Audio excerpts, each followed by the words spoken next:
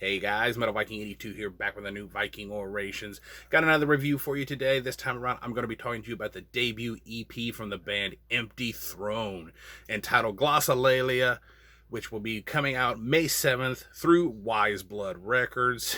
And if you're not familiar with this band, they're a black and death metal band that have members split up between California and South Dakota that formed, I believe, just last year in 2020, featuring C.R. Pettit on vocals. He is in the band Angerot, which is another amazing band. You have Mike Party on guitars, who is formerly of Ritual, and he was also in Possessed at one point. Jason Ellsworth handling bass. He is also into Angerot. And then Gabe Sieber handling the drums. He is in the Kennedy Vale. He was formerly of Abbott solo band, among others. As I said, this is their debut EP. It is 3 tracks and clocks in just under 23 minutes in length. And let me tell you, this is an absolutely crushing EP. I've probably, since I got the promo, I've probably listened to it at least a dozen times. I just cannot seem to get enough of this. You know, I'll get away from it for a couple days, but then I just go right back to it. And the thing is, this thing starts off with this really creepy intro that sounds kind of like you're in hell. You know, the background noise just, it kind of reminds me of that. And you get this spoken word intro that, you know, when I was listening to it up until just yesterday, I thought it was one of those, you know, kind of backwards spoken things like Slayer did in the song Hell Awaits, you know, like with the Sunehaj thing. But yesterday, I decided to listen to this one more time before I decided to, you know, write out this review and do this recording and everything. And I finally figured out what he's saying. He is actually repeating the phrase, "He will free you." Which, given the, you know, the background noise and everything, it makes it even creepier and more blasphemous sounding, I think. Yeah, he repeats this phrase, and then about 30 seconds in, the guitars kick in with this nice tremolo riff, and then at the 40-second mark, things kick into high gear with blast beats and this high, you know, killer scream. And, you know, the guitars on this EP are just absolutely killer. They're hard-hitting with these heavy and chunky riffs mixed with these more mid to fast-paced riffs. You also get the tremolos in there, and yet while they're heavy, they also have this melodic touch to them. A good example of that is track number 3, the last track, My Flesh, The Temptation.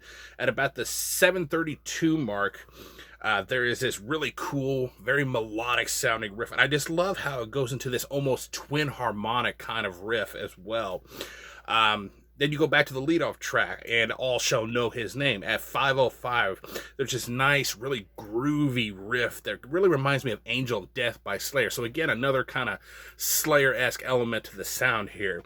The bass tone they captured here, I absolutely love it. Of course, you know me, I'm a big fan of bass. It's very audible in the mix with a nice twang to it, even a little bit of fuzziness to it at times.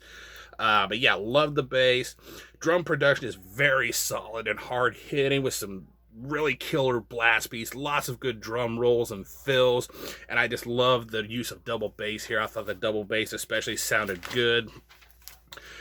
Vocally, I'm really reminded of Trevor Sturnad from the Black Dahlia Murder. For some reason, as I was listening to this, I just kept thinking of the, you know, Trevor and the Black Dahlia Murder.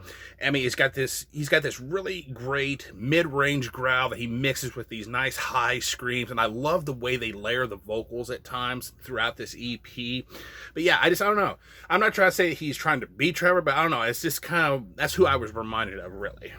The only other real thing that I picked out on this is track number 2, That Day Has Come.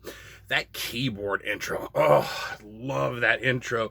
It sounds like it is straight from a horror film. It sounds like the kind of music that you would listen to, that you would be hearing, I should say, during, you know, a dark ritual during this movie, or as, you know, maybe the killer's backstory is being explained. You know, that's the vibe I got from that keyboard. About 28 seconds in, you get this nice drum roll that goes straight into these blast beats to kick the song into high gear, and then at 2:03, there's this really heavy as fuck guitar riff that I absolutely loved. 4 minutes and 23 seconds in, there's a very cool little bass solo right in the middle of the song.